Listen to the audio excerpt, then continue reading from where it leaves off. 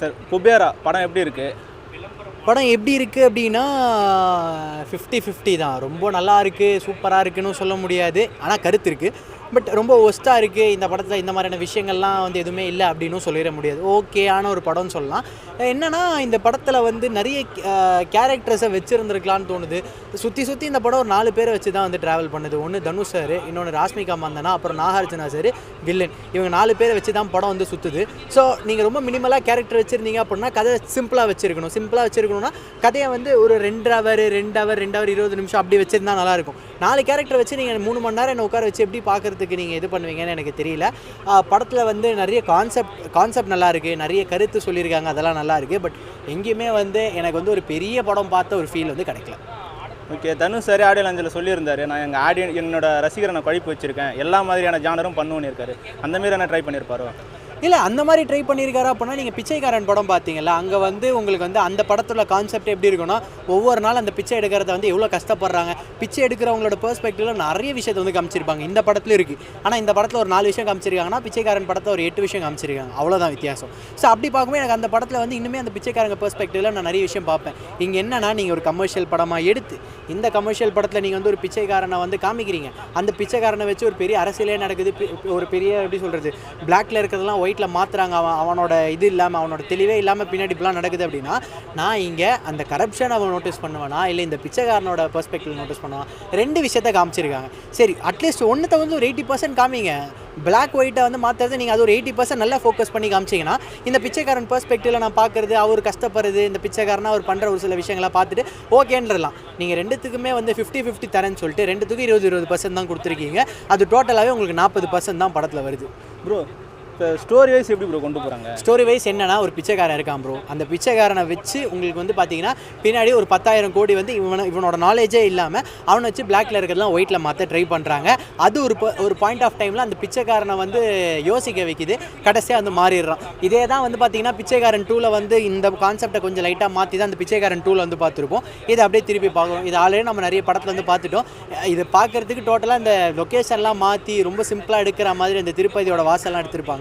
அதுதான் கொஞ்சம் டிஃப்ரெண்ட்டாக காமிக்கும். மற்றபடி இந்த கதை களம் இதெல்லாமே ஆல்ரெடி பார்த்தது தான். 3 ஹவர்ஸ் வர்த்தான்லாம் கேட்காதீங்க. 3 ஹவர்ஸ் வந்து எல்லாருமே ரொம்ப ஸ்ட்ரகிள் பண்ணி தான் பார்த்தாங்க. என்னன்னா, கடைசி ஒரு 1/2 an hour ஒரு 45 minutes பார்க்க கொஞ்சம் இன்ட்ரெஸ்டிங்காக ட்விஸ்ட் அண்ட் டர்ன்ஸோட நல்லா எங்கேஜிங்காக போச்சு. பட் அது வந்து நான் அந்த இதை பார்க்கணுன்னா ஃபஸ்ட்டு நான் ஒரு 1 hour 1.5 hour 2 hour நான் வந்து சும்மா உட்காந்து பார்க்கணும். அது நான் ஏன் உட்காந்து பார்க்கணும்? அது எனக்கு கொஞ்சம் போர் அடிக்கிற மாதிரி, எனக்கு கொஞ்சம் தூக்கம் வர மாதிரி இருந்தது. பட் கண்ணை கட்டிட்டு அப்படியே உட்காந்து பார்த்தேன். நான் என்ன சொல்கிறேன்னா, நீங்கள் கமர்ஷியலாக படம் எடுக்க போகிறதுலாம் ஒரு 1/2 an hour ட்ரிம் பண்ணுறீங்க. 1/2 an hour ட்ரிம் பண்ணிட்டீங்க அப்படின்னா படத்தை நீங்கள் இன்னும் டைட் பண்ணலாம். ட்ராகு லேகெல்லாம் இருக்காது. ஸோ அது இன்னும் பார்க்க கிறிஸ்ப் அண்ட் கிளியராக இருக்கும். இப்போ வர ரிவ்யூஸோட இன்னும் கொஞ்சம் பாசிட்டிவாக வந்திருக்கும். அப்படி இல்லையா அந்த 1/2 an hour வைக்கிறீங்கன்னா தனுஷ் சருக்காக கொஞ்சம் கமர்ஷியலாக வைங்க. இதே மாதிரி தான் பெகர் படத்துலேயே வந்து ஹீரோ வந்து ரொம்ப சாஃப்டாக பார்த்தோம்.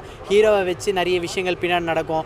ஹீரோ வந்து ஒரு லூஸ் மாதிரி ட்ரீட் பண்ணுவாங்க. ஹீரோ வந்து ரொம்ப ஒரு மாதிரி அருவருப்பாக ட்ரீட் பண்ணுவாங்க. இதானே நான் இதுக்கு முன்னாடி வர எல்லா படத்துலையும் பார்த்தேன். சரி, இந்த படத்தில் திடீர்னு ஹீரோ வந்து கமர்ஷியலாக மாற்றிடுங்க, திடீர்னு ஒரு ஹைப்பாக வந்து மாற்றிடுங்க, ஹீரோ சண்டை போடுற மாதிரிலாம் காமிங்க. அதையும் பண்ண மாட்டீங்க.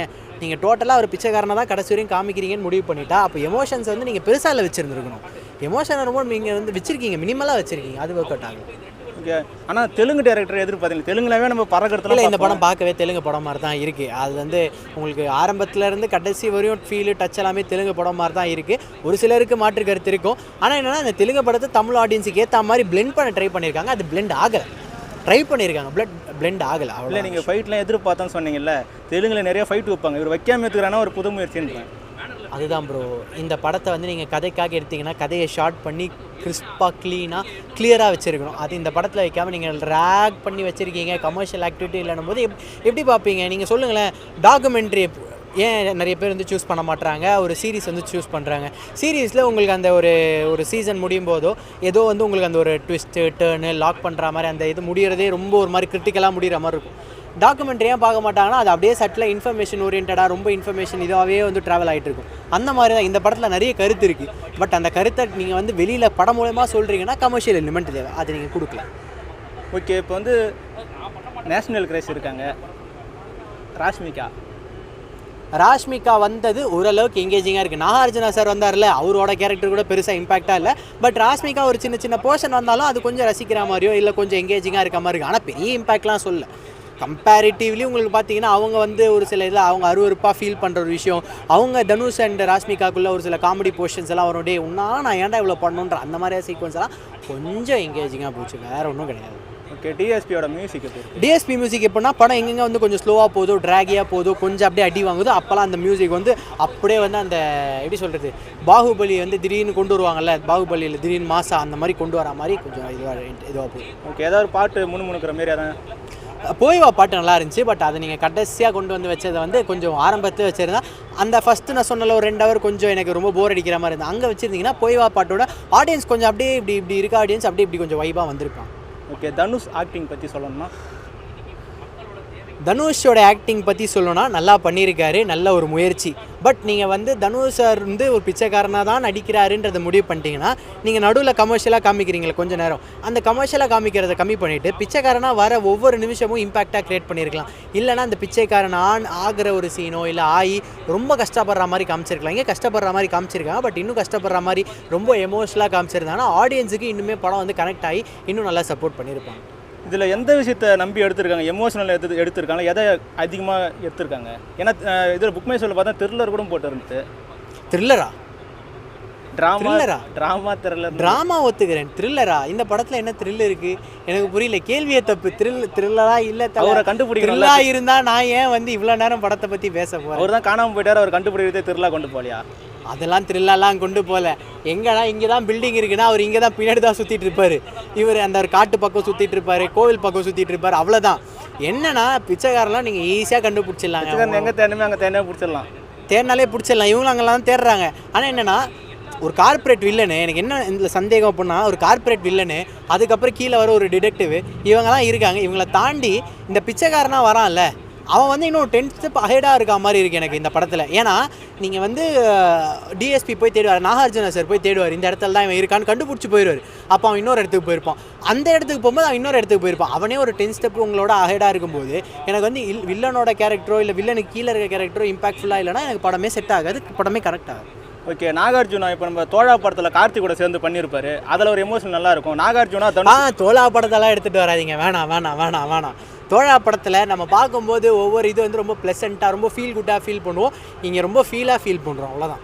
ஓகே, தனுஷ் நாகார்ஜுனா அந்த காம்பினேஷன் எப்படி? நல்லா இல்லை, ஒர்க் அவுட் ஆகலை. அதான் சொல்ல நீங்கள் நாகார்ஜுனா சாரை மாசு கிளாஸுக்காக பார்த்துட்டு இங்கே ஒரு கார்பரேட் வில்லனு கீழே கை கட்டி நிற்கிற மாதிரி பார்த்தா எப்படி நல்லாயிருக்கும்? நல்லா இல்லை. ஓகே, இது யாருக்கான படம்?